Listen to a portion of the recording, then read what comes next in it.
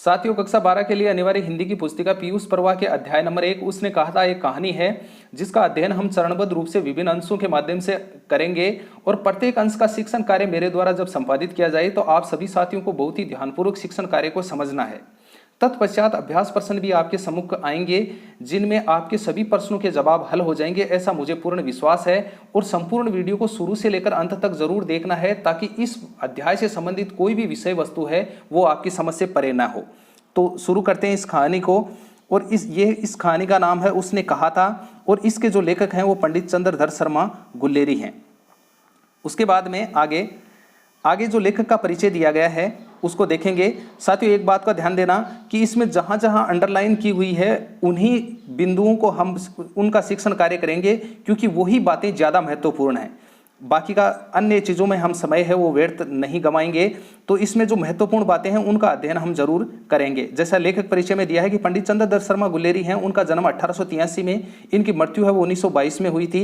हिंदी कहानी के उल्लेखनीय हस्ताक्षर हैं, यानी कि हिंदी के क्षेत्र में ये कहानी के क्षेत्र में काफ़ी सिद्धस्त हैं।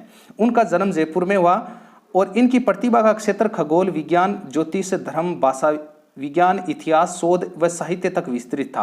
इन क्षेत्रों के ये अच्छे जानकार थे, जैसे खगोल विज्ञान है, ज्योतिष का जो क्षेत्र है, धर्म है, भाषा विज्ञान है, इतिहास है, इनमें इनको काफ़ी प्रतिभा हासिल थी। उसने कहा था हिंदी की प्रसिद्ध कहानी है जिसका प्रकाशन वर्ष 1915 में हुआ था। ये जो कहानी है उसने कहा था इसका जो प्रकाशन वर्ष है वो सन 1915 है, ये आपको देखना है।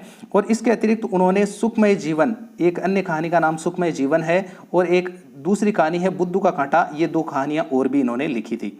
कछुआ धर्म और मारेसी मोही कुंठाव उनकी निबंध कला के प्रतिमान हैं। और उन्होंने एक मासिक पत्र है जो महीने से इनका प्रकाशित होता था, उसका नाम समालोचक है, उसका संपादन कार्य भी इन्होंने किया था। वे नागरी प्रचारणी सभा काशी के संपादक मंडल में रहे और 39 वर्ष की अल्पायु में इनका निधन है वो हो जाता है। आगे ये जो पाठ परिचय दिया गया है संक्षेप में उसको हम देखते हैं कि उसने कहा था प्रथम विश्व युद्ध कि पहला विश्व युद्ध है वो सन 1914 से 1918 तक लड़ा गया था। उसकी पृष्ठभूमि पर यह कहानी लिखी गई है जिसका कथानक प्रेम, त्याग और कर्तव्य निष्ठा के केंद्र में रखकर बुना गया है। इस कहानी का जो कथानायक लैना सिंह नाम का एक आदमी है और उसी के आधार पर, यानी कि उसका प्रेम और उसके द्वारा किया गया त्याग और उसके द्वारा जो कर्तव्य हैं, अपने कर्तव्य के प्रति उसने जो निष्ठा दिखाई है उसको केंद्र में रखकर यह कहानी लिखी गई है। एक तरह से अमृतसर के बाजार का दर से ये कहानी है। ये सबसे पहले एक अमृतसर, भारत के पंजाब राज्य का एक शहर है अमृतसर, वहाँ से इस कहानी का जो शुरुआत है वो होगी। वहाँ की बाजार के दरसे से ये कहानी की शुरुआत होगी। इसमें बालक बालिका का बाल सुलभ निश्चल प्रेम है। इसमें एक 8 वर्ष की बालिका है और एक 12 वर्षीय बालक है। उन दोनों का बाल सुलभ, जिस तरह से बचपन में बच्चों का प्रेम होता है वो प्रेम इसमें दिखाया गया है शुरू में। और महायुद्ध का वातावरण, की पहला विश्व युद्ध है उसका वातावरण भी, लड़ाई के समय कैसे कैसे वो युद्ध लड़ा गया था इसके बारे में भी दिखाया जाएगा, उसका वातावरण। लैना सिंह के आत्म उत्सर्ग में आदि के वर्णन में गहरा मनोवैज्ञानिक पुट है और यह कहानी प्रारंभिक चहल पहल से लेकर प्रेम और कर्तव्य का विकट पथ पार करती हुई मृत्यु सैया पर समाप्त होती है। यह कहानी है प्रारंभ में प्रेम से शुरू होगी, ये देखना आप। उसके बाद में कर्तव्य है वो भी इस कहानी में निभाए जाएंगे और अंत में ये कहानी है ये लैना सिंह की मृत्यु के साथ में समाप्त होती है। यह उत्सर्ग प्रेम वेदना जनित नहीं बल्कि कर्तव्य की प्रसन्नता है और आंचलिक शब्दों के साथ यथार्थ वर्णन, कि उस जमाने में जिस तरह के आंचलिक शब्द चलते थे उसका के साथ में इसका वर्णन किया गया है। उत्कृष्ट भाव वेदना भावों का उत्कर्ष दिखाया गया है और यह कहानी हिंदी साहित्य की विशिष्ट धरोहर है। आगे अब यानी कि ये जो कहानी है ये स्टार्ट हो चुकी है। इसके मुख्य मुख्य अंशों का हम अध्ययन करते हैं कि अमृतसर के बम्बू काट वालों की बोली का मरहम लगावें।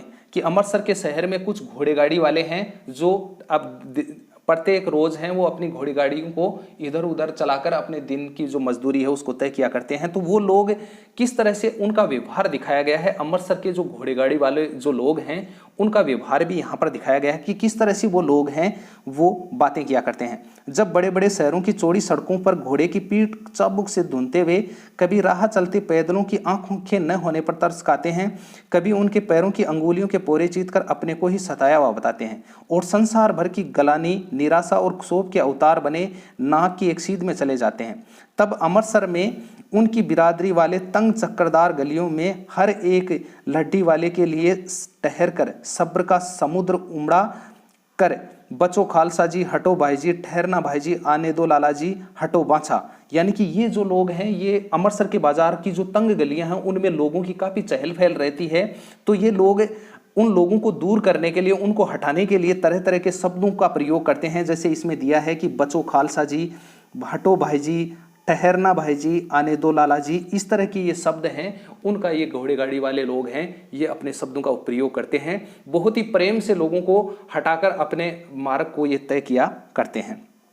उसके बाद में यदि कोई बुढ़िया बार बार चितौनी यानी कि बार बार चेतावनी देने पर भी लीक से नहीं हटती तो उनकी बचना वाली के ये नमूने हैं। और तो कोई अगर बुढ़िया है और ये घोड़े गाड़ी वाले अगर जा रहे हैं तो उनके रास्ते में अगर ये बुढ़िया अगर आ जाती है तो ये लोग इस प्रकार के शब्दों का प्रयोग करेंगे। हट जा जीने जोगनिए, हट जा कर्मा वालिए, हट जा पुता प्यारिए, बच जा लंबी उम्र वालिए। तो इसका आगे अर्थ दिया गया है, समष्टि में इसके अर्थ हैं कि तू जीने योग्य है, यानी कि उस बुढ़िया के लिए वो लोग कह रहे हैं कि तू जीने योग्य है, तू भाग्यशाली है, पुत्रों को प्यारी है, लंबी उम्र तेरे सामने है, क्यों तू मेरे पहियों के नीचे आना चाहती है, बच जा। इस प्रकार के ये शब्दों का प्रयोग है वो किया करते हैं। तो यहाँ पर प्रारंभिक तौर पर अमृतसर के बाजार में यहाँ पर घोड़ी गाड़ी वालों का जो दृश्य है उसको दिखाया गया है। अब देखना आगे। ऐसे बंबू कार्ट के बीच में होकर एक लड़का और एक लड़की चौक की एक दुकान पर मिले। एक छोटा लड़का है और एक लड़की है। लड़की की उम्र 8 वर्ष है और एक लड़का है उसकी उम्र 12 वर्ष है। दोनों एक दुकान पर आ मिले हैं। उनके बालों और इसके ढीले सूतने से जान पड़ता है कि दोनों सिख हैं और उनके बालों से ऐसा पता लग रहा है और उनकी वेशभूषा से ऐसा पता लग रहा है कि दोनों हैं वो सिख जाति के हैं। वह अपने मामा के केस धोने के लिए दही लेने आया था। लड़का है वो अपने मामा है उसका के बाल धोने के लिए दही लेने के लिए दुकान पे आया है। और लड़की है यह रसोई के लिए बढ़िया और यह रसोई के लिए जो पकाने की जो खाने की जो बढ़िया होती हैं वो लेने के लिए आई है। आगे देखना। इतने में दुकानदार निपटा और इनका सौदा देने लगा। सौदा लेकर दोनों साथ साथ चले। दोनों अपना अपना सामान ले लेते हैं, लड़का और लड़की, और दोनों साथ साथ चल पड़ते हैं। कुछ दूर जाकर लड़के ने मुस्कुराकर पूछा। तो लड़का है वो कुछ दूर उस दुकान से जब वो निकल चुके थे तो उसके बाद में उस लड़की से वो प्रश्न करता है लड़का, और वो क्या कहता है कि तेरी कुड़माई हो गई, यानी कि तेरी सगाई हो गई। तो इस पर लड़की कुछ आंख छड़ाकर, तो लड़की को थोड़ा सा गुस्सा आता है और धत कहकर दौड़ गई और लड़की उसको यानी कि फटकार लगाती है और उसके बाद में दौड़ जाती है और लड़का मुंह देखता रह गया। उसके बाद में आगे दूसरे तीसरे दिन सब्जी वाले के यहाँ और दूध वाले के यहाँ अकस्मात दोनों मिल जाते हैं और 2-3 दिन बाद में फिर वो दोनों हैं वो आपस में अचानक मिल जाते हैं। महीना भर यही हाल रहा और महीने भर ऐसा ही हाल रहता है कि लड़का और लड़की दोनों आपस में मिलते हैं।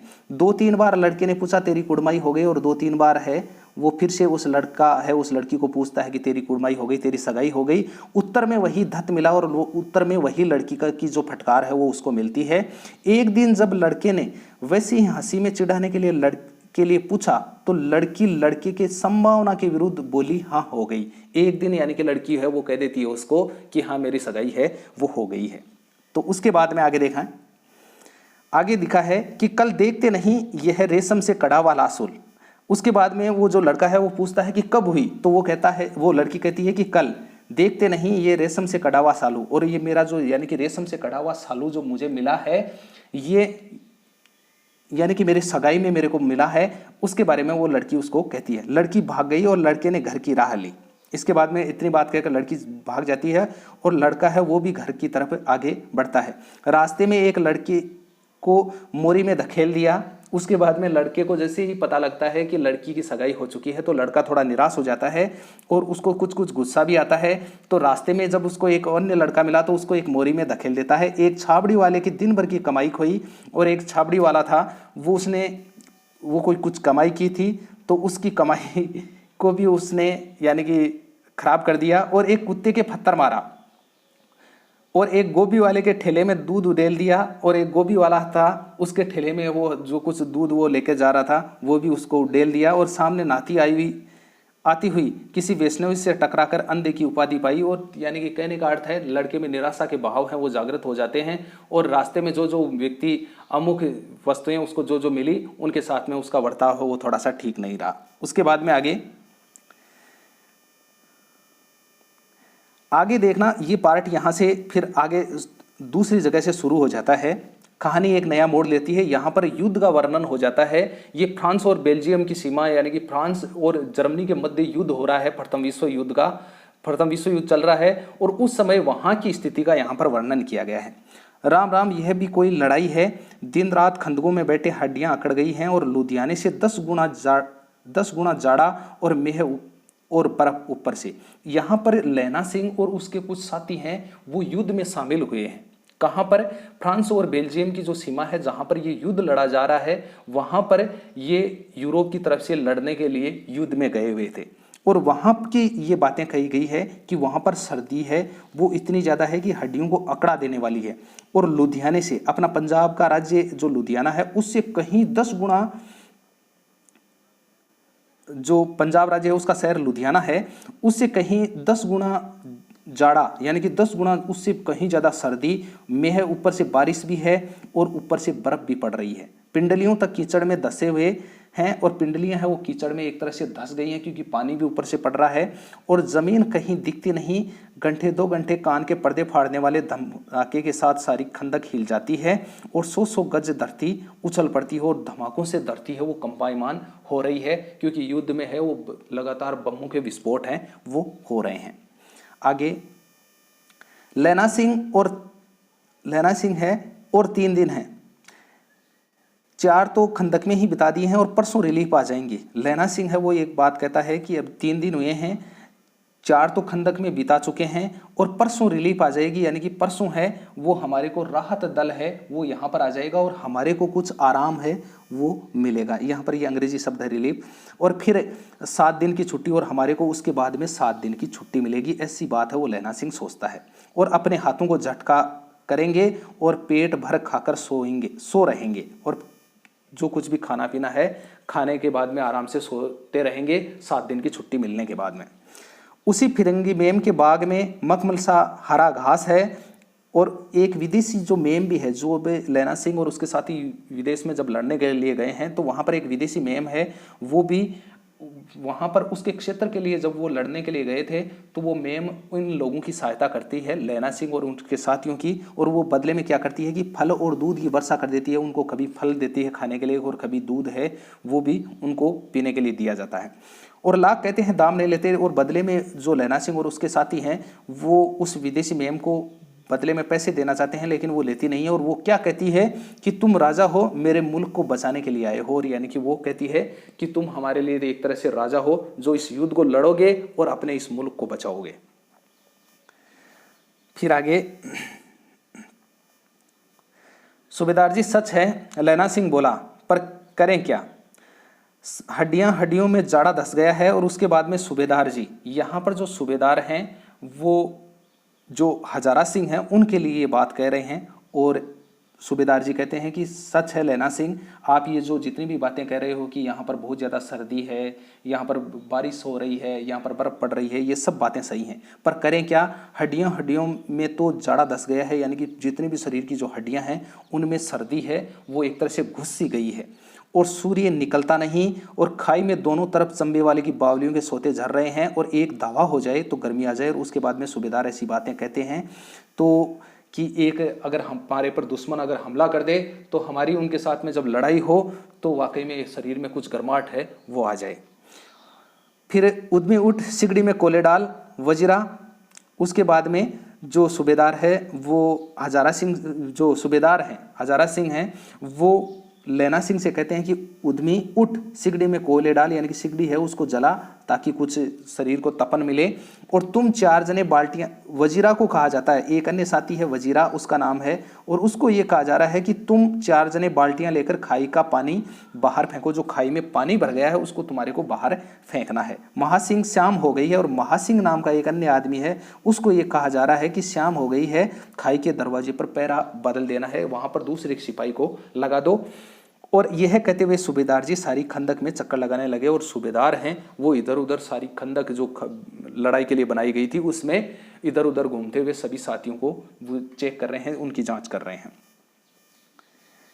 आगे वजीरा सिंह पलटन का विदूषक था। यहाँ पर साथी बहुत ही गौर से देखना है, अलग अलग व्यक्तियों के नाम आ रहे हैं और कौन कौन इसमें जितने भी जो पात्र आएंगे उनके अलग अलग नाम आ रहे हैं कि कौन साथी किस प्रकार के रोल में है। तो यहाँ पर वजीरा सिंह है वो पलटन का विदूषक था। बाल्टी में गंदरा पानी भरकर खाई के बाहर फेंकता हुआ बोला कि मैं पादा बन गया हूँ, यानी कि मैं पुरोहित बन गया हूँ, और करो जर्मन बादशाह का तर्पण, और हमारे को जर्मन बादशाह है उसका तर्पण कर देना, उसको यानी कि मारना है एक तरह से। तो और इस पर सब खिलखिला पड़े और उदासी के बादल फट गए। लैना सिंह ने दूसरी बाल्टी भरकर उसके हाथ में देकर कहा कि अपनी बाड़ी के खरबूजों में पानी दो, ऐसा खाद पानी पंजाब भर में से नहीं मिलेगा। हाँ, देश क्या है स्वर्ग है, मैं तो यहाँ लड़ाई के बाद सरकार से 10 घुमा जमीन यहाँ मांग लूँगा और फलों के बूटे लगाऊंगा। और ये यानी कि जितने भी जो लैना सिंह और उसके साथी हैं वो आपस में बातें कर रहे हैं कि यहाँ की जो धरती है वो बहुत अच्छी है, या यहाँ का जो युद्ध के बाद में कई साथी इस प्रकार की बातें भी कह रहे हैं कि युद्ध के बाद में यहाँ पर हम हैं वो यहाँ की सरकार से कुछ ज़मीन है वो मांग लेंगे, ऐसी बातें होती हैं। उसके बाद में आगे है कि रात भर, उसके बाद में क्या है कि यहाँ पर जो सूबेदार हजारा सिंह हैं उसके बेटे का नाम है बोदा सिंह, और वो बोदा सिंह क्या है वो बीमार है, और लैना सिंह क्या करता है उस बोदा सिंह के प्रति अपनी पूरी वफादारी दिखाता है। लैना सिंह है वो स्वयं अभाव में रहता है, लेकिन अपना जो साथी बोदा सिंह है उसको, बीमार बोदा सिंह के लिए वो बहुत कुछ करता है। तो यहाँ पर एक प्रश्न किया जा रहा है, किसके द्वारा? सूबेदार हजारा सिंह के द्वारा लैना सिंह से एक प्रश्न किया जा रहा है। वो क्या है कि रात भर तुमने अपने कंबल उसे उड़ाते हो और आप सिगड़ी के सहारे गुजर करते हो, उसके पहरे पर आप पहरा दे आते हो और अपने सूखे लकड़ी के तख्तों पर उसे सुलाते हो और आप कीचड़ में पड़े रहते हो, और कहीं तुम मांदे न पड़ जाना, यानी कि कमजोर न पड़ जाना। जाड़ा क्या है? मौत है, और निमोनिया से मरने वालों को मुरब्बे नहीं मिला करते। और वो कह रहे हैं कि तू है जो खुद कंबल नहीं ओढ़ता है, अपने उस साथी बोधा सिंह को उड़ा देता है, तुम कहीं पर बीमार मत पड़ जाना, यहाँ पर तुम्हारे को किसी भी प्रकार की तकलीफ नहीं हो जाए, यानी कि तुम्हारे को किसी प्रकार का निमोनिया जैसा रोग है वो यहाँ पर नहीं हो जाए। ऐसी बातें हैं वो सूबेदार हजारा सिंह लैना सिंह को कहते हैं बोधा सिंह के उपलक्ष्य में। तो जवाब क्या देता है इसमें लैना सिंह? वो कहता है कि मेरा डर मत करो, मैं तो बुलेल की खड्ड के किनारे मरूंगा और भाई कीरत सिंह की गोदी पर मेरा सिर होगा, और मेरे हाथ के लगाए हुए आंगन के आम के पेड़ की छाया होंगी। और यहाँ पर एक बात और भी कही गई है, यहाँ पर लैना सिंह है वो अपने भाई का नाम लेता है कीरत सिंह, और वो कहता है कि जब मेरी मौत होगी तो मेरा सिर है मरते वक्त जो सर है वो कीरत सिंह की गोद में होगा, और मेरे हाथ के द्वारा लगाए हुए आम के पेड़ की छाया होगी, और मैंने जो पेड़ का जो आम का जो पेड़ लगाया है उसकी वहां पर छाया होगी, और उस छाया के पेड़ में मेरा सर है वो भाई कीरत सिंह की गोद में होगा, और वहां पर मेरे प्राणांत होंगे। आगे देखना, दोपहर रात गई, अंधेरा है, सन्नाटा छाया हुआ है। बोधा सिंह खाली बिस्कुटों के तीन टीनों पर अपने दोनों कंबल बिछाकर लैना सिंह के 2 कंबल और एक बरकोट ओढ़ कर सो रहा है। यहाँ पर बोधा सिंह है वो खाली टिन के जो डिब्बे में हैं उन पर अपने जो बिस्तर लगा रखे हैं और उन पर सोया हुआ है, और बोधा सिंह है वो बीमार है, ये मैं पहले बता चुका हूँ आपको। लैना सिंह पैरे पर खड़ा हुआ है और लैना सिंह पैरा दे रहा है, एक आंख खाई के मुंह पर है और एक बोधा सिंह के दुबले शरीर पर। उसकी एक नजर है वो खाई के मुंह पर है। खाई के मुंह पर इसलिए है कि वो शत्रु की हलचल को देख रहा है, और दूसरी तरफ बोधा सिंह है उसकी हालत को भी वो लगातार देखता जा रहा है। आगे लैना सिंह ने कटोरा उसके मुंह से लगाकर पूछा, कहो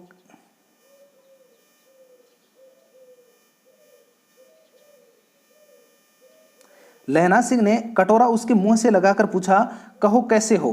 पानी पीकर बोधा बोला कि कंपी छूट रही है। यहाँ पर क्या है कि बोधा सिंह है जो लैना सिंह है वो बोधा सिंह का भी ख्याल रख रहे हैं, और वो उनको को लगातार वो जो पानी देने का काम है, कंबल ओढ़ाने का काम है, ये सब काम वो करता जा रहा है। तो यहाँ पर वो उससे पानी देकर वो पूछ रहा है कि कैसे हो, तो वो बोधा सिंह कहता है कि कंपी छूट रही है, यानी कि सर्दी है वो बहुत ज़्यादा लग रही है, रोम रोम में तार दौड़ रहे हैं और दांत बज रहे हैं, यानी कि दांतों को किटकिटा देने वाली सर्दी है वो यहाँ की है। अच्छा मेरी जर्सी पहन लो। और उसके बाद में वो बोधा सिंह कहता है, जो लैना सिंह कहता है कि मेरी जर्सी और पहन लो। और तुम, तो बोधा सिंह कहता है कि तुम क्या करोगे? तो मेरे पास सिगड़ी है ना, और मुझे गर्मी लगती है, पसीना आ रहा है। और यहाँ पर क्या है, लैना सिंह झूठ बोलता है और वो कहता है कि ये सिगड़ी भी जली हुई है और मुझे गर्मी लग रही है, जबकि गर्मी लगने वाली वहाँ पर कंडीशन नहीं थी, क्योंकि वहाँ पर सर्दी है वो बहुत ज़्यादा थी। पसीना आ रहा है, ये बात भी वो लैना सिंह है वो झूठ बोलता है ना, मैं नहीं पहनता, 4 दिन से तुम मेरे लिए। और यहाँ पर उसके बाद में बोधा सिंह मना कर देता है कि मैं आपकी दोबारा दी हुई जर्सी नहीं पहनूंगा, आपने पहले ही मेरे लिए 4 दिन से न जाने तुम मेरे लिए क्या क्या कर रहे हो। हाँ याद आई, मेरे पास दूसरी गर्म जर्सी है। और इसके बाद में जो लैना सिंह है वो एक बात और कह देते हैं, जब वो उसका साथी मानता नहीं है तो वो कहता है कि मेरे पास में दूसरी गर्म जर्सी है, आज सवेरे ही आई है विलायत से, विदेश से बुन बुन कर भेज रही हैं मेमे। और जो यहाँ की विदेशी मेमे हैं वो हमारे लिए अब जो स्वेटरें बुन बुन कर हैं या जो गर्म जर्सियाँ हैं ये बुन बुन कर भेज रही हैं। गुरु उनका भला करें, भगवान उनका भला करें, यूं कहकर लहना अपना कोट उतार कर जर्सी उतारने लगा।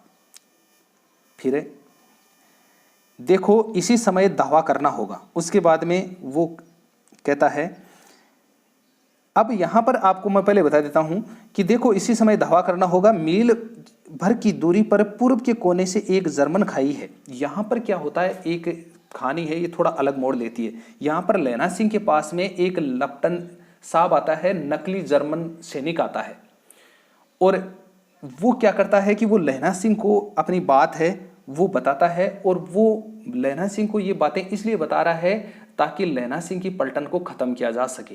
तो ये एक तरह से गुप्त रूप से भेदिया बनकर लैना सिंह के पास में आता है, नकली लप्टन साहब जर्मन बनकर। तो ये आते ही लैना सिंह को क्या कहता है, देखो इसी समय धावा करना होगा, यानी कि दुश्मन की सेना है उस पर इसी समय हमला करना होगा। मील भर की दूरी पर पूर्व के कोने में एक जर्मन खाई है, और वो जर्मनी का ही है। और वो आकर यहाँ पर ये बोल रहा है कि जर्मन की एक खाई है वहां पर, और उस पर हमारे को हमला करना है। उसमें 50 से ज्यादा जर्मन नहीं है, और वो कह रहे हैं कि वहां पर 50 से ज्यादा सैनिक, जर्मन सैनिक हैं, वो नहीं है। इन पेड़ों के नीचे 2 खेत काट कर रास्ता है और 3-4 घुमाव हैं, जहां मोड़ है वहां 15 जवान खड़े करके आया हूं, और तुम यहां 10 आदमी छोड़कर सबको साथ ले लें। और यहां पर लैना सिंह को एक बात कही जा रही है उस नकली लप्टन साहब के द्वारा कि तुम अपनी पलटन के सभी 10 आदमियों को छोड़कर सभी सैनिकों को साथ में ले लो और जाकर उन 50 से ज्यादा जितने भी जो जर्मन हैं उनकी खाई पर आप जाकर हमला कर दें। अब यहां पर देखना प्लान क्या बनता है आगे। आंख मारते हुए लैना सिंह सब समझ गया, और यहां पर क्या है कि लैना सिंह को तुरंत समझ में आ गया कि ये अपनी कंपनी का लप्टन साहब नहीं है, ये जर्मनी का लप्टन साहब बनकर आया है और ये नकली लप्टन साहब है। आंख मारते हुए लैना सिंह समझ गया और मुंह का भाव छिपाकर बोला, लाओ साहब। और यहाँ पर लाओ साहब है वो इसलिए कह रहा है कि वो जो नकली लप्टन साहब है वो लैना सिंह को पीने के लिए सिगरेट देता है। तो यहाँ पर लैना सिंह है वो कह रहा है कि लाओ साहब मेरे को भी दे दो, तो वो सिगरेट उससे ले लेता है। हाथ आगे करते हुए उसने सिगड़ी के उजाले में साहब का मुंह देखा, और इतने में क्या करता है कि सिगड़ी जली हुई थी और लैना सिंह है वो उस नकली लप्टन साहब का मुंह देखता है। बाल देखे तब उसका माथा ठनका, और लप्टन साहब के पट्टियों वाले बाल एक दिन में कहाँ उड़ गए, उसकी जगह कैदियों वाले कटे हुए बाल कहाँ से आ गए। और यहाँ पर लैना सिंह को एक बात तुरंत समझ में आती है कि अपने जो लप्टन साहब हैं उनके एक ही दिन में ये बाल कहाँ उड़ गए, और इनकी जगह ये कैदियों वाले कटे हुए बाल कहाँ से आ गए। तो यहाँ पर लैना सिंह को तुरंत समझ में आ जाता है कि ये अपने लप्टन साहब तो नहीं है, ये कोई और ही है जो हमारे पास में इस तरह से गुप्त रूप से भेदिया के रूप में आया है। फिर आगे यहां पर जो लैना सिंह है वो अपने लप्टन साहब को समझते हुए यहां पर जो उस नकली लप्टन साहब से कुछ बातें करता है, और वो उसको बातों ही बातों में कुछ इस प्रकार की बातें उसके सामने प्रस्तुत करता है कि उसको बातों में फंसाना चाहता है। हाँ लैना सिंह 2 फुट 4 इंच के थे, तुमने सिगरेट नहीं पिया। और यहाँ पर वो जगाधरी जंगलों में रहने वाले जो 12 सिंगा हैं उनके सिंगों की बात हो रही नीलगाय के कि 2 फुट 4 इंच के थे, तुमने सिगरेट नहीं पिया। पीता हूँ साहब, दिया सलाई लेकर आता हूँ। और वो सिगरेट उसको दी थी, तो लैना सिंह को वो कहता है कि तुमने सिगरेट नहीं पी, तो लैना सिंह कहता है कि हाँ पीता हूँ साहब, दिया सलाई ले आता हूँ। और यहाँ पर वो जलाने के लिए माचिस लाने के लिए वो कहता है कि मैं वो दिया सलाई है वो अंदर से लेकर आ रहा हूँ। कहकर लैना सिंह खंदक में घुसा, और इतनी बात कहकर लैना सिंह है वो खंदक में घुस जाता है। अपने में ही। अब उसे संदेह नहीं रहा था, उसने झटपट निश्चय कर लिया कि क्या करना चाहिए। यहाँ पर लैना सिंह है वो तुरंत समझ जाता है कि हमारे को इस आए हुए नकली लपटन साहब के साथ में क्या व्यवहार करना है। अंधेरे में किसी सोने वाले से वह टकराया और अंधेरा था, अंदर जब वह खंदक में घुसा तो कोई व्यक्ति था जो सो रहा था और उससे वह टकराता है। तो वो टकराने वाला व्यक्ति जैसे टकराया तो बोला कि कौन? वजीरा सिंह। तो यहाँ पर लैना सिंह वजीरा सिंह से पूछता है, जैसे उससे टकराता है तो कि हाँ वजीरा सिंह। तो उसने कहा कि हाँ, क्यों लैना, क्या कयामत आई है? और वो कह रहे हैं कि लैना सिंह क्या कयामत आई है, इस समय क्या आफत आई है ऐसी? तो जरा आंख तो लगने दी होती, यानी कि कुछ नींद है वो आ रही थी, वो तो आने देते। तो उसके बाद में देखना क्या कहता है लैना सिंह आगे। लैना सिंह कहता है कि लपटन साहब, यहां पर है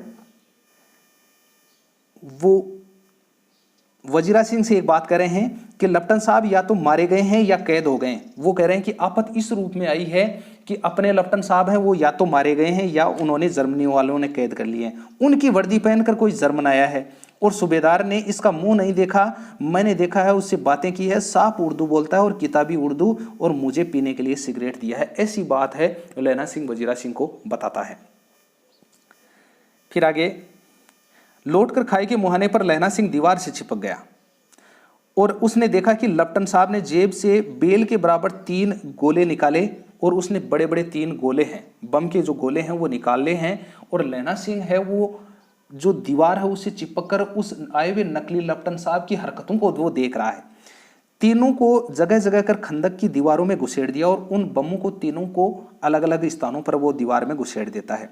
तीनों में से एक तार सा बांध दिया और तार के आगे सूत की एक गुत्थी थी जिसे सिगड़ी के पास में रखा। बाहर की तरफ जाकर एक दिया सलाई जलाकर गुत्थी पर रखने के लिए, और एक यानी कि उन तीनों को एक तार से बांध दिया और एक उनको ले जाकर उनका कनेक्शन है वो एक कर देता है ताकि ये तीनों बम हैं वो एक साथ में फटें। ऐसी कंडीशन है वो वहां पर कर रहा था। तो इस तमाम उनकी प्रक्रिया को है वो लैना सिंह बहुत गौर से देख रहा था। आगे बिजली की तरह है दोनों हाथों से उल्टी बंदूक को उठाकर लैना सिंह ने सांप की कोहनी पर तान कर दे मारा। साथियों यहाँ पर एक चीज जरूर देखना आप, ये जो अंश हैं ये महत्वपूर्ण अंशों को ही मैं आपको पढ़ा रहा हूँ, उनका शिक्षण कार्य करवा रहा हूँ, क्योंकि इसमें और भी बहुत बातें हैं लेकिन वो बातें उतनी ज्यादा महत्वपूर्ण नहीं है। आपको पूरी कहानी है वो समझ में आनी चाहिए, सिर्फ यही इस कहानी का प्रमुख उद्देश्य है ये जो शिक्षण कार्य करवाने का, कि कहानी है वो आपको पूरी समझ में आ जाएगी। कुछ बातें आपकी अगर छूटेंगी तो वो आगे बहुत सारे प्रश्न आएंगे, उन प्रश्नों में आपकी बातें हैं वो क्लियर होती जाएंगी। तो यहां पर देखना, बिजली की तरह है दोनों हाथों से उल्टी बंदूक को उठाकर लैना सिंह ने सांप की कोहनी पर तान कर दे मारा और धमाके के साथ सांप के हाथ से दिया सलाई गिर पड़ी और लैना सिंह ने एक कुंदा सांप की गर्दन पर मारा और सांप आह गोट मीन कहते हुए चित हो गए। और यानी कि लैना सिंह है उन्होंने अपनी बंदूक को पकड़कर सांप की कोहनी पर जोर से दे मारता है और इतने में सांप है वो चित हो जाते हैं। और लैना सिंह ने तीनों गोले बीन कर खंदक के बाहर फेंके और सांप को घसीटकर सिगड़ी के पास लिटाया और तीनों गोले हैं वो उठाकर खंदक के बाहर फेंक देता है जो उन्होंने दीवार में घुसेड़े थे और घसीटकर सांप को सिगड़ी के पास में लिटा देता है। जेबों की तलाशी ली, 3-4 लिफाफे और एक डायरी निकालकर उन्हें अपने जेब के हवाले किया। 3-4 लिफाफे थे वो भी उसके जेब से निकाले थे और एक डायरी थी वो भी निकालकर अपने हवाले कर ली। उसके बाद में लैना सिंह कहता गया और उसके बाद में लैना सिंह है वो उसको सिगड़ी के पास में नकली लपटन साहब को लेटाया हुआ है और लैना सिंह कहता गया, चालाक तो बड़े हो मांझे का लैना, इतने बरस लपटन साहब के साथ रहा, यानी कि मैं मेरे लपटन साहब के साथ में इतने सालों से रहता आया हूँ, 5 साल मुझे रहते हो गए और उसे चकमा देने के लिए 4 आंखें चाहिए। और यहाँ पर लैना सिंह कहता है कि मेरे को अगर चकमा देना हो तो 4 आंखें चाहिए, तुमने यानी कि जो चालाकी की हरकत की थी वो तुम कर नहीं पाए। ऐसी बात लैना सिंह उस नकली लपटन साहब को कहता है। आगे साहब की जेब में से पिस्तौल चला, इतने में जो साहब है वो लेटा हुआ था सिगड़ी के पास में और जेब में से यानी कि पिस्तौल चलता है और लैना सिंह की जांग में गोली लगी और लैना सिंह पास में बैठा हुआ था और उसकी जांग में गोली लगती है। इधर लैना की हेनरी मार्टिनी के 2 फायरों ने साहब की कपाल गिर दिया और लैना सिंह की हेनरी मार्टिनी जो बंदूक थी वो इधर से चलती है और वो क्या करता है कि साहब पर 2 फायर करता है और फायर करते ही सांप है वो खत्म हो जाते हैं और धड़ाका सुनकर सब दौड़ आए और जैसे धमाका होता है सबके सब यानी कि लैना सिंह के अन्य साथी हैं वो भी दौड़कर आते हैं। बोधा चिल्लाया, क्या है? लैना सिंह ने यह कहकर सुला दिया कि एक हड़का हुआ कुत्ता आया था, मार दिया और जब बोदा सिंह पूछता है कि क्या है, तो लैना सिंह उसको ये कहता है कि एक पागल कुत्ता आया था और उसको मैंने मार दिया है। आगे, इतने में 70 जर्मन चिल्लाकर खाई में घुस पड़े। और इतने में क्या होता है कि 70 जर्मन हैं, उनकी सेना आ जाती है कहां पर हमला करने के लिए, जहां पर लैना सिंह और इनके साथी जो रह रहे थे वहां पर उन्होंने हमला कर देते हैं वो। और सिखों की बंदूकों की बाढ़ ने पहले धावे को रोका और दूसरे को रोका, पर यहां थे 8 और यहां पर लैना सिंह के साथी हैं वो केवल 8 ही थे। लेकिन लैना सिंह क्या कर रहा था कि लैना सिंह तक तक कर मार रहा था और वह खड़ा था और लेटे हुए थे, और वे 70 अपने मुर्दा भाइयों के शरीर पर चढ़कर जर्मन आगे घुसे आते थे। और थोड़े मिनटों में वे, और धीरे धीरे इधर से जो लैना सिंह और उसके साथी हैं वो उन पर फायर कर रहे थे, और लैना सिंह के फायरों से अनेक जर्मन है वो मारे जा रहे थे, और जर्मन अपने ही भाइयों के शरीरों के ऊपर से आते हुए इधर लैना सिंह के खंदकों के पास में बढ़ रहे थे। अचानक आवाज आई कि वाई गुरुजी दी फतेह, वाई गुरुजी दा खालसा, और धड़ाधड़ बंदूकों की फायर जर्मनों की पीठ पर पड़ने लगे। ऐन मौके पर जर्मन 2 चक्की के पाटों के बीच में आ गए। अब यहाँ पर एक बात को गौर करना है यहाँ पर आपको कि जर्मन है, जो जर्मन सेना जो 70 लोगों की पलटन थी वो अटैक करने के लिए आई थी, वो 2 चक्की के पाटों के बीच में इसलिए आ गई कि इधर तो लैना सिंह की पलटन थी 8 व्यक्तियों की, और पीछे जो यानी कि जहां पर जिस नकली लेफ्टिनेंट साहब ने आकर ये बात कही थी कि कुछ व्यक्तियों को उन जर्मनों पर अटैक करने के लिए एक पलटन के रूप में भेजो, तो वो पलटन भी गई हुई थी, उसमें कम से कम 15 से 20 व्यक्ति गए हुए थे, तो वो भी पीछे से आ जाते हैं। कहां पर, जब इन लैना सिंह की पलटन पर जब हमला होने लगता है तो पीछे से वो हमला कर रहे हैं, इधर सामने से लैना सिंह की पलटन है वो जर्मन लोगों पर हमला कर रहे हैं। तो दोनों जर्मन हैं वो दोनों तरफ से एक चक्की के पाटों के बीच की तरह है, बीच में आ गए। फिर आगे 63 जर्मन या तो खेत रहे इस युद्ध में, जो 63 जर्मन हैं वो या तो मारे गए या कर्रा रहे थे, घायल अवस्था में थे। सिखों में 15 के प्राण गए, और सिखों की जो पलटन थी उसमें से 15 लोग हैं वो मारे गए थे। सूबेदार के दाहिने कंधे में गोली आर पार निकल गई, और सूबेदार हजारा सिंह हैं उनके कंधे से गोली है वो आर पार निकल जाती है।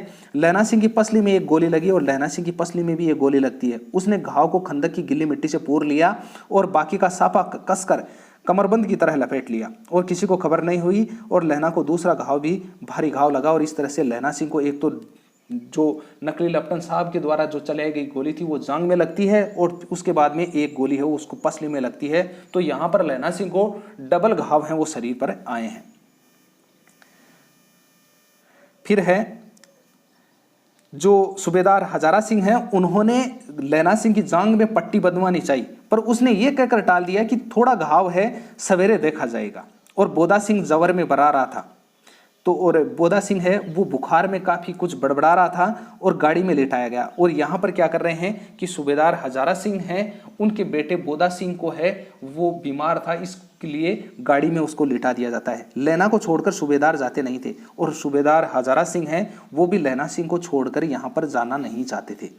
ये देखकर लैना ने कहा कि तुम्हें बोदा की कसम, तुम्हें अपने बेटे की कसम और सूबेदारनी की सौगंध, यानी कि उनको सूबेदार को सौगंध दी जाती है कि तुम्हारे को सूबेदारनी की भी सौगंध है जो इस गाड़ी में तुम न चले जाओ, और यहाँ पर वो कि तुम्हारे को इसी गाड़ी में अपने बेटे के साथ में जाना है। ऐसी बात लैना सिंह है वो सूबेदार हजारा सिंह से कहता है। उसके बाद में सूबेदार हजारा सिंह प्रश्न करता है, और तुम मेरे लिए वहां पहुंचकर गाड़ी भेज देना, और तुम जैसे ही वहां पर पहुंच जाओ तो मेरे लिए दूसरी कोई गाड़ी है वो भेज दो। जर्मन मुर्दों के लिए भी तो गाड़ियां आती होंगी, मेरा हाल बुरा नहीं है, देखते नहीं मैं खड़ा हूं, और वजीरा सिंह तो मेरे पास में ही है। आगे देखें, मृत्यु के कुछ समय पहले स्मृति बहुत साफ हो जाती है। जर्मन जन्म भर की घटनाएं एक एक करके सामने आती हैं। यहां पर देखना कि लैना सिंह है उसकी पसली में भी एक गोली लगी हुई है, और उनकी जांग में भी एक गोली लगी हुई है, और वो बहुत लंबे समय तक युद्ध में लड़ते रहे, इसलिए घायल अवस्था में हो गए थे, और वो मृत्यु के एक तरफ से करीब हैं। तो यहाँ पर मरने से पहले उनको एक एक घटनाएं हैं वो धीरे धीरे याद आती हैं सपन के रूप में। ये आगे देखना क्या होता है। 25 वर्ष बीत गए, यानी कि 25 वर्ष किस चीज़ को बीत गए, 25 वर्ष उस चीज़ को बीत गए जब सूबेदार जो छोटी बच्ची और जो वो बच्चा तो लैना सिंह था ही।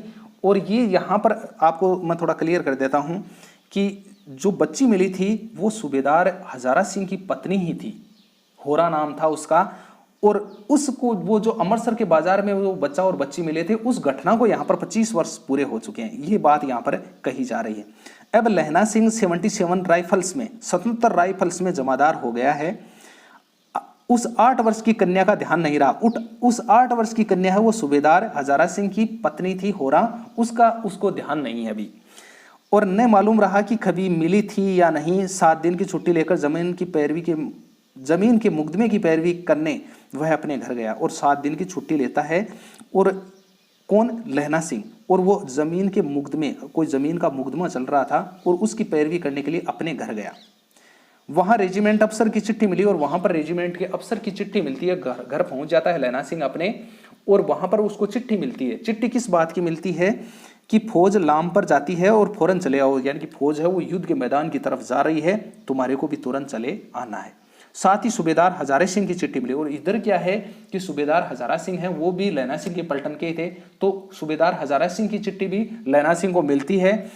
और बोदा सिंह भी लाम पर जाते हैं, लौटते हुए हमारे घर होते हुए जाना। और उसके बाद में उन्होंने सूबेदार हजारा सिंह ने कहा कि लौटते हुए आप हमारे घर की तरफ ही आना, और हम यहाँ पर तीनों साथ में ही चलेंगे। कौन तीनों? कौन? लहना सिंह, सूबेदार हजारा सिंह और उसका बेटा बोदा सिंह।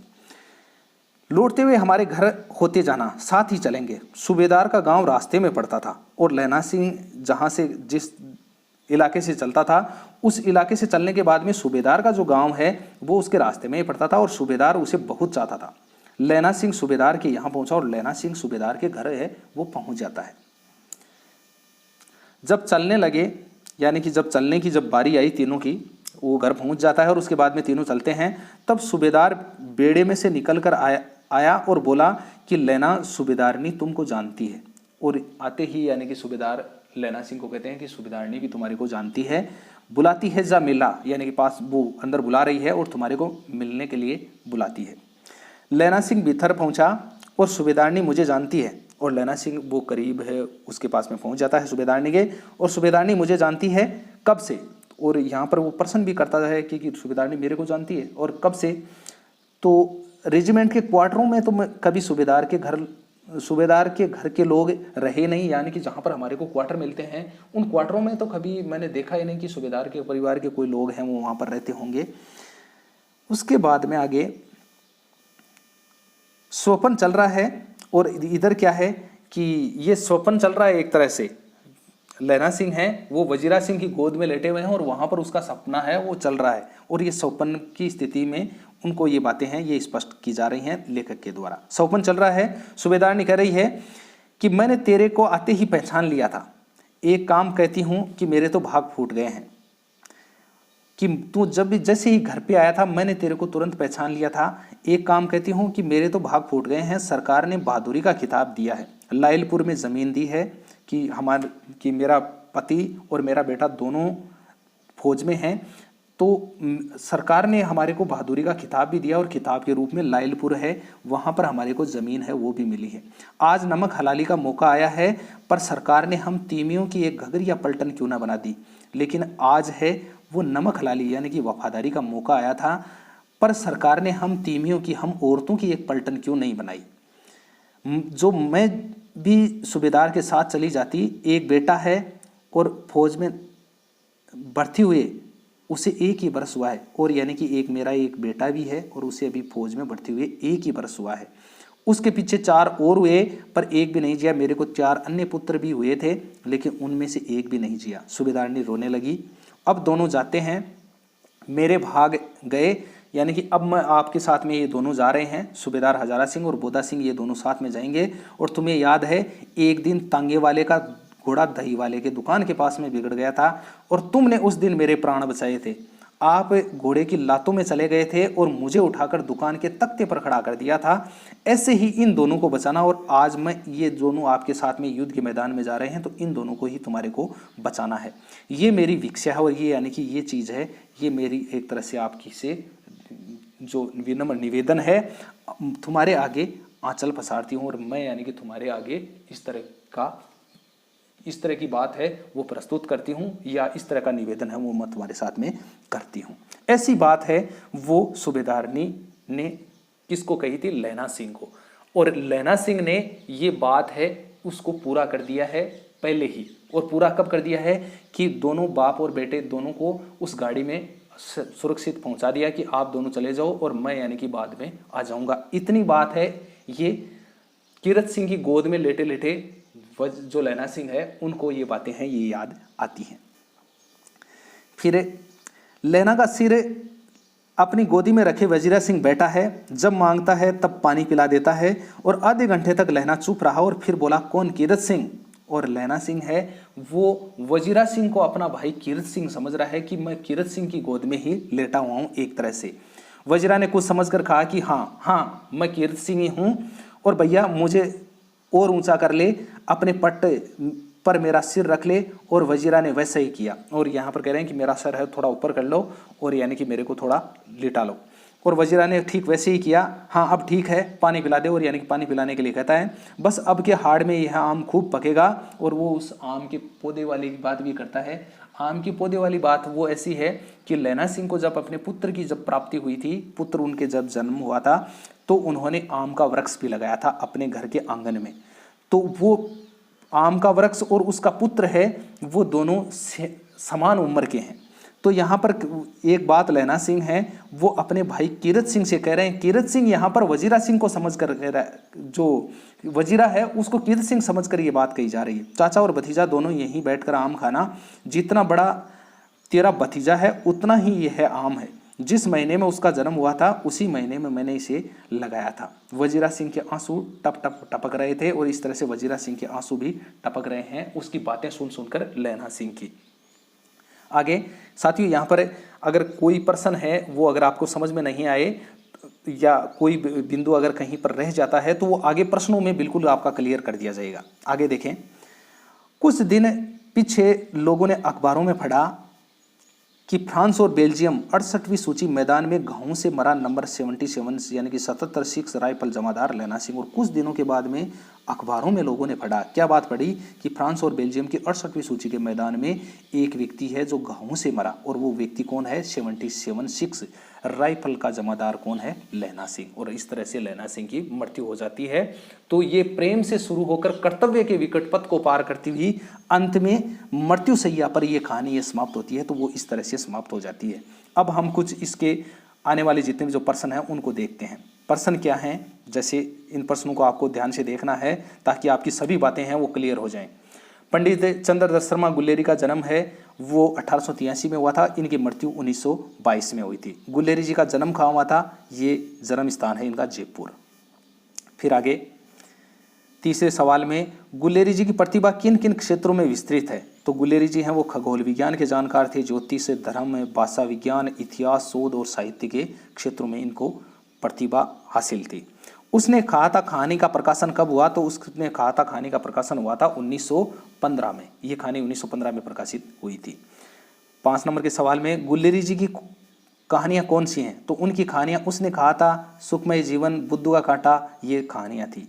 और उनके गुलेरी जी के जो निबंध 2 हैं, एक कछुआ धर्म नाम था और एक मारेसी मोही कुंठाव हैं।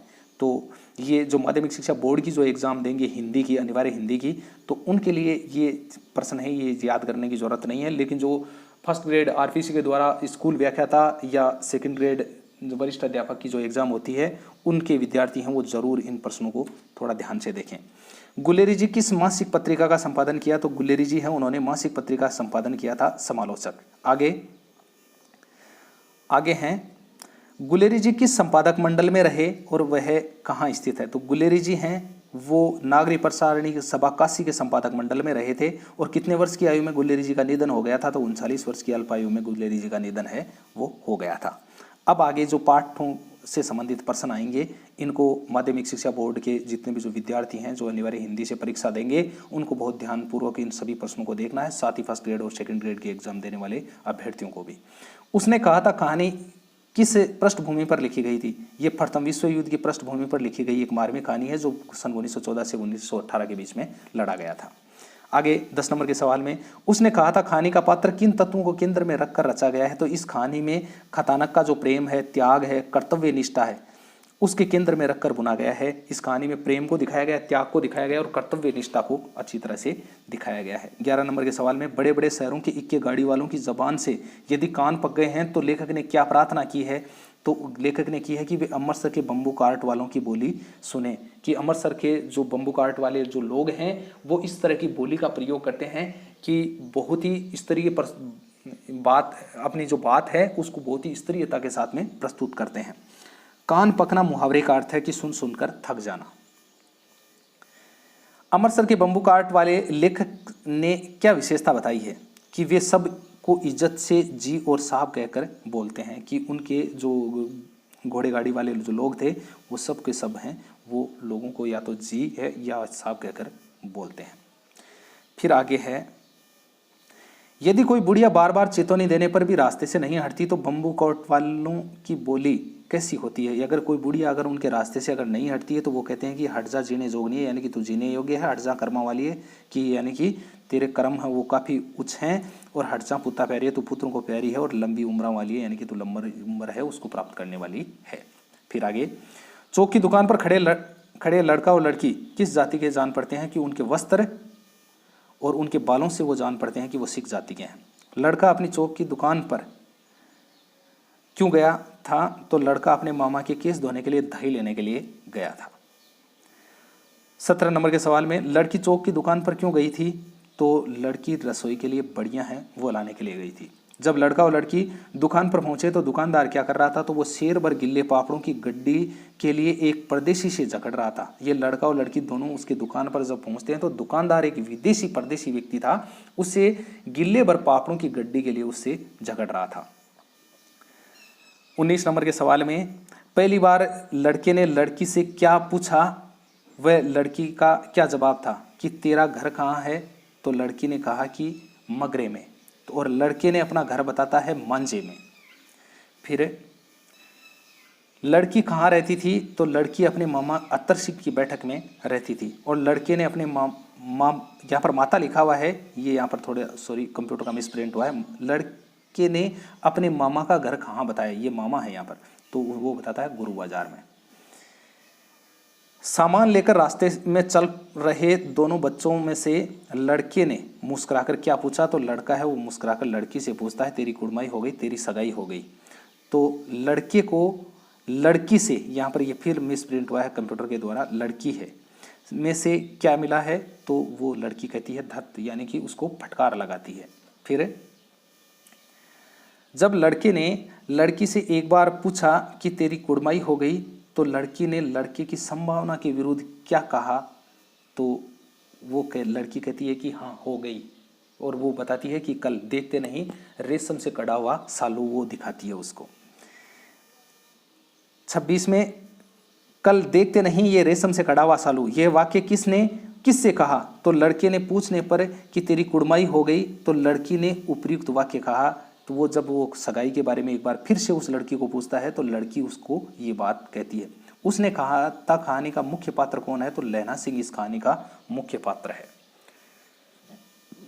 28 नंबर के सवाल में, फिरंगी मेम फल और दूध का दाम क्यों नहीं लेती थी? जो विदेशी मेम है वो फल और दूध का दाम इसलिए नहीं लेती थी, और वो कहती थी कि तुम राजा हो, यानी कि मेरे इस इलाके के लिए लड़ने के लिए तुम राजा के रूप में आए हो और मेरे इस मुल्क को तुम बचाओगे, नहीं तो सीधे बर्लिन पहुंच जाते। क्यों? यह वाक्य किसने कहा? ये एक जगह पर कोई वाक्य है कि नहीं सीधे तो तुम बर्लिन पहुंच जाते, ये वाक्य सूबेदार हजारा सिंह ने कहा था। 30 नंबर के सवाल में, सूबेदार हजारा सिंह ने यह किससे कहा कि उद्यमी उठ सिगड़ी में कोले डाल? और यहाँ पर उद्यमी उठ सिगड़ी में कोले डाल ये सूबेदार हजारा सिंह कहते हैं लैला सिंह से। पलटन का विदूषक कौन था? तो पलटन का विदूषक था वजीरा सिंह। 32 में, मैं पादा बन गया हूं, यानी कि मैं पुरोहित बन गया हूं, करो जर्मन बादशाह का तर्पण, ये वाक्य वजीरा सिंह ने कहे थे। लेखक ने सिखों की क्या विशेषता बताई है? कि वे कभी तंबाकू नहीं पीते हैं। फिर 34 में, बोधा सिंह कौन था? तो बोधा सिंह सूबेदार हजारा सिंह का बेटा था। लैला सिंह किसकी सर्वाधिक देखभाल व मदद करता था? तो सूबेदार लैला सिंह है वो सबसे ज्यादा अगर किसी की मदद करता था तो वो करता था बोधा सिंह की। लैला सिंह के भाई का नाम क्या था? तो लैला सिंह के भाई का नाम है कीरत सिंह। कहो कैसे हो? लैला सिंह के पूछने पर बोधा सिंह का क्या जवाब था? तो जब बोदा सिंह को पूछा जाता है लैना सिंह के द्वारा, तो बोदा सिंह कहता है कि कंपी छूट रही है, यानी कि सर्दी बहुत ज़्यादा लग रही है, रोम रोम में तार दौड़ रहे हैं और दांत हैं वो बज रहे हैं, किटकिटाहट दांतों में पैदा हो रही है। 38 नंबर के सवाल में लैना सिंह ने ऐसा क्यों कहा कि मेरे पास दूसरी गर्म जर्सी है बोदा, क्योंकि बोदा सिंह बीमार था और उसकी जर्सी लेने के लिए उन्होंने मना कर रहा था।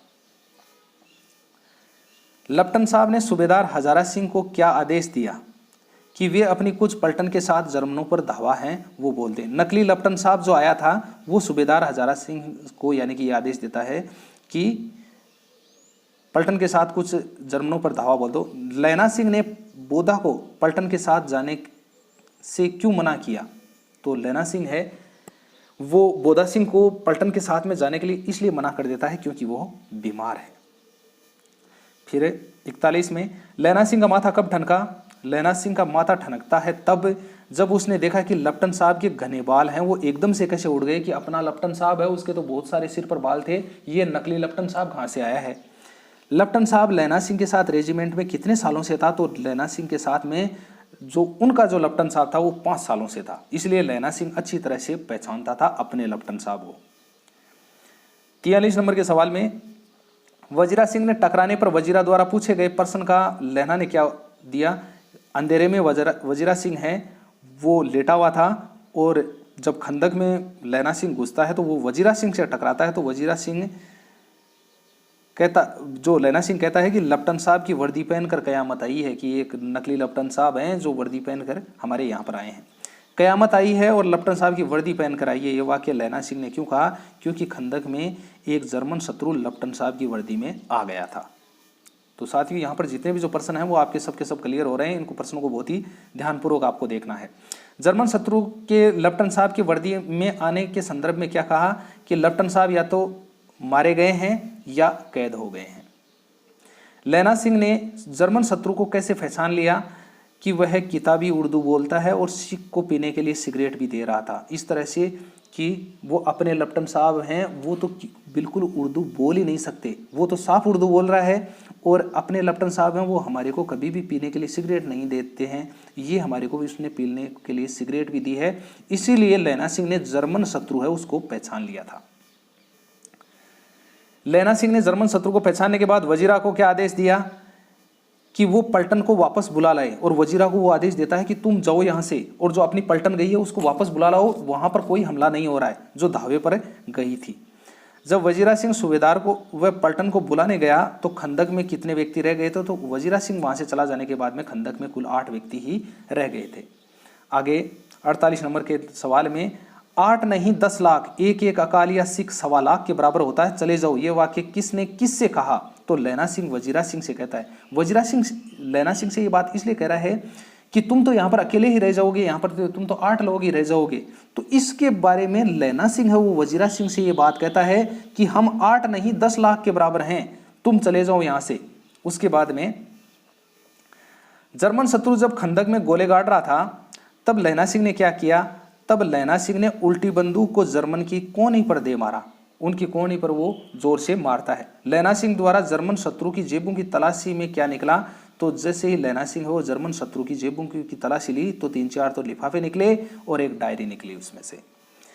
52 नंबर के सवाल में जेबों की तलाशी के दौरान लैना सिंह ने किस जेब को छोड़ दिया था, तो लैना ने पतलून की जेबों की तलाशी नहीं ली थी, बाकी उसके सभी जेबों की उन्होंने तलाशी ले ली थी। मुल्ला जी की दाढ़ी मूंड लेना मुहावरे का अर्थ है कि छली व्यक्ति को पहचान लेना, ये मुहावरे का अर्थ है जो अपनी इस कहानी के अंदर कोई मुहावरा आया है। 54 नंबर के सवाल में जर्मन साहब के पिस्तौल की गोली कहाँ लगी, तो जर्मन साहब हैं उनकी पिस्तौल जब जेब से चली थी तो उनकी गोली लैना सिंह की जांग में लगी। जर्मन शत्रु को किसने मारा, लैना सिंह की हेनरी मार्टिन के 2 फायरों ने जर्मन शत्रु को मार डाला था। 56 नंबर के सवाल में एक दिन एक छड़काया हुआ कुत्ता आया था, हड़काया हुआ, ये यहाँ पर छड़काया नहीं, ये गलत लिखा हुआ है, हड़काया हुआ कुत्ता आया था और मार दिया। यह वाक्य लैना सिंह ने किसको कहा, तो ये बात कही थी बोदा सिंह को। लैना सिंह ने अपने जांग के घाव का इलाज कैसे किया, तो लैना ने सापा फाड़कर घाव के दोनों तरफ पट्टियां कसकर बांध ली थी। इस तरह से यानी कि जांग पर बांध लेने के बाद में, ताकि जो खून है वो शरीर से ज्यादा नहीं निकले, इसके लिए उन्होंने ऐसा किया। 58 नंबर के सवाल में चक्की के दो पार्टों के बीच आना मुहावरे का अर्थ क्या है? तो चक्की के दो पार्टों के बीच में आना मुहावरे का अर्थ है मुसीबत आ जाना, कि दोनों चक्की के दोनों पार्टों के बीच में वो जो जर्मन सेना है वो आ गई थी, इसके लिए ये बात कही गई थी। सूबेदार हजारा सिंह को गोली कहाँ लगी? तो सूबेदार हजारा सिंह को गोली है वो दाहिने कंधे में लगी थी। 60 नंबर के सवाल में लैना सिंह को भारी घाव कहाँ लगा था?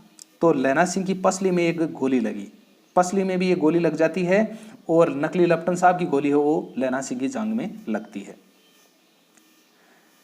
61 में तुम्हें बोदा की कसम और सूबेदारनी की सौगंध, जो इस गाड़ी में न चले जाओ, यह वाक्य किस संदर्भ में कहा गया है? ये सूबेदार हजारा सिंह लैना सिंह को छोड़कर अस्पताल नहीं जाना चाहते थे, इसीलिए लैना सिंह ने उपयुक्त वाक्य कहे थे। लैना सिंह ने कहा कि तुम्हारे को बोदा की कसम है, यानी कि तुम्हारे बेटे की कसम है, और सूबेदारनी यानी कि तुम्हारी पत्नी है उसकी सौगंध है, तुम्हारे को इसी गाड़ी में जाना है। फिर आगे 62 में लैना सिंह ने सूबेदार से सूबेदारनी को क्या कहने को कहा कि मुझसे उसने कहा था वह मैंने कर दिया, और उसके बाद में वो जाते जाते सूबेदार से लैना सिंह एक बात कहते हैं कि सूबेदारनी ने मेरे को जो बात कही थी वो मैंने कह दिया है, उसका कहा हुआ मैंने कर दिया है, यानी कि तुम दोनों को बचाने के लिए युद्ध के मैदान में तुम्हारे को दोनों को बचाने के लिए मेरे को कहा था, और मैं आपको आज सही सलामत वापस पहुंचा रहा हूं, इसलिए उसने जो मेरे को कहा था वो मैंने कर दिया है। इसीलिए साथियों इस कहानी का नाम उसने कहा था ये पड़ा था। किस समय स्मृति बहुत साफ हो जाती है? मृत्यु से कुछ समय पहले स्मृति है वो बहुत साफ हो जाती है, ऐसा इस पाठ में दिया है। 64 नंबर के सवाल में जब लैना सिंह सूबेदारनी से बचपन में मिला तब उन दोनों की आयु कितनी थी? तो लैना सिंह जब सूबेदारनी से बचपन में मिला था तो लैना सिंह की 12 वर्ष और सूबेदारनी की जब आयु थी 8 वर्ष। 65 में मृत्यु के समय लैना सिंह को क्या याद आ रहा था? उसे बचपन से लेकर मृत्यु तक की सारी घटनाएं हैं वो एक एक करके याद आ रही थी। लैना सिंह दुखी व क्रोधित क्यों हुआ? जब लड़की ने कहा कि तेरी कुड़माई हो गई, जैसे ही वो उसको सगाई के बारे में कहती है तो लैना सिंह को बड़ा दुख होता है। 67 में तेरी कुड़माई हो गई खतन में निहित भाव है, तो इसमें जो निहित भाव है वो है निश्चल प्रेम। 8 वर्ष की लड़की से मिलने के कितने वर्ष पश्चात लैना सिंह 77 यानी कि स्वतंत्र राइफल्स में जमादार बन जाता है? तो 25 वर्ष बाद वो यानी कि इस राइफल्स में वो जमादार है वो बनता है। 69 में लैना सिंह 7 दिन की छुट्टी लेकर घर क्यों जाता है? 7 दिन की जो उसको छुट्टी मिलती है वो इसलिए मिलती है कि जमीन के मुकदमे की पैरवी करने के लिए वो अपने गांव जाता है। सूबेदार हजारा सिंह ने लैना सिंह को चिट्ठी में क्या लिखा? उन्होंने लिखा कि हमारे घर होते हुए आना, मैं और बोदा भी तुम्हारे साथ में चलेंगे। 71 में है बचपन में लैना सिंह जिस लड़की से मिला था वह कौन थी? तो सूबेदार हजारा सिंह की पत्नी सूबेदारनी थी जिसका नाम होरा था, वो उसको बचपन में मिली थी। सूबेदारनी के बेटे का क्या नाम था? तो सूबेदारनी के बेटे का नाम बोदा सिंह था। फिर लैना सिंह सूबेदारनी से बचपन में किस शहर में मिलता है? तो वो मिलता है अमृतसर में, जो पंजाब का एक शहर है। सरकार ने किस स्थान पर सूबेदार जी को जमीन दी थी? तो वो लायरपुर नाम का एक जगह है और वहां पर सूबेदार जी को जमीन है वो सरकार के द्वारा दी गई थी। 75 में सूबेदारनी ने लैना सिंह से तीमियों की घघरी या पलटन के विषय में क्या कहा? कि यदि ऐसा होता तो सूबेदारनी भी सूबेदार जी के साथ चली जाती, यानी कि हम औरतों की भी अगर कोई पलटन होती तो आज मैं भी सूबेदार के साथ में वहां पर युद्ध के मैदान में साथ चलती। फिर 76 में सूबेदारनी जी के कितने बेटे थे और उसे फौज में भर्ती हुए कितने वर्ष हुए हैं? तो सूबेदारनी के एक बेटा है जिसे फौज में वे भर्ती हुए 1 वर्ष हुआ है। इससे पहले 4 बेटे और भी हुए थे लेकिन वो उनमें से एक भी जिंदा नहीं रहा था। 77 नंबर के सवाल में सूबेदारनी के कितने बचे हुए और उनमें से कितने बचे? सूबेदारनी के 5 बच्चे हुए थे और उनमें से 1 बचा था, यानी 4 है वो खत्म हो चुके थे। 78 में सूबेदारनी ने लैना सिंह से क्या कहा? तो मेरे पति और बेटा दोनों फौज में हैं, तुम उनकी रक्षा करना। ये बात है वो सूबेदारनी है वो लैना सिंह से कहती है उनकी रक्षा के संबंध में। लैना सिंह की मृत्यु के समय बार बार ऐसा क्यों कह रहा था? उसने कहा था क्योंकि सूबेदारनी की वो बात याद आती है कि वह मेरे बेटे और पति की रक्षा करना, इसीलिए वो बार बार कहता है कि उसने कहा था। 80 नंबर के सवाल में, भैया मुझे ऊंचा कर लो, अपने पट पर मेरा सिर रख लो, यह वाक्य किसने किससे कहा? लैना सिंह ने अपनी मृत्यु के समय वजीरा सिंह को कीरत सिंह समझते हुए कहा। और यहाँ पर जो लैना सिंह है वो वजीरा सिंह को अपना भाई कीरत सिंह समझता है। लैना सिंह ने अपने पुत्र के जन्म के समय किसका वृक्ष लगाया था? तो लैना सिंह ने अपने पुत्र के जन्म के समय आम का वृक्ष है वो लगाया था। 82 नंबर के सवाल में, उसने कहा था कहानी में प्रस्तुत युद्ध किन के बीच था? तो फ्रांस और जर्मनी के बीच में युद्ध था। सूबेदार जी के चरित्र की विशेषताएं लिखिए। तो सूबेदारनी है वो पतिव्रता स्त्री थी और शर्मिली भी थी। फिर अंतिम 84 नंबर के सवाल में, ये अंतिम सवाल है साथियों, जमादार लैना सिंह के चरित्र की 2 विशेषताएं लिखिए। तो जमींदार लैना सिंह है वो वादे का पक्का था और देशभक्ति की भावना से भी पूरित था। तो इस तरह से साथियों ये आपके जो प्रश्न उत्तर हैं ये पूर्ण हो चुके हैं और आगे के भी जो वीडियो हैं उनमें हम लेकर आएंगे एक नया वीडियो जिसमें एक नए अध्याय हैं, उससे संबंधित वीडियो हम बहुत जल्द आपके समक्ष प्रस्तुत करेंगे। जो कक्षा 12 की अनिवार्य हिंदी है उसके पीयूष पर्वा है, उसी का अध्याय सत्य के प्रयोग जो महात्मा गांधी की रचना है उस अध्याय को लेकर मैं आपके समक्ष बहुत जल्द हाजिर होऊंगा। आपको इस अध्याय के लिए जितने भी जो प्रश्न आए हैं, जो भी इसके अंश आए हैं, उन अध्यायों का बहुत अच्छी तरह से अध्ययन कर लेना है। एक बार फिर से वीडियो को वापस स्टार्ट करके और कम से कम इसको 2-3 बार आप ज़रूर देखें ताकि सभी प्रश्न आपके क्लियर हो जाएं, ताकि आप कोई भी प्रतियोगी परीक्षा में सम्मिलित हो रहे हैं उसमें किसी भी प्रकार से चाहे प्रश्न आए आप उन सभी प्रश्नों का उत्तर दे सकेंगे। तो मिलते हैं एक नए वीडियो के साथ में, तब तक के लिए जय हिंद जय भारत।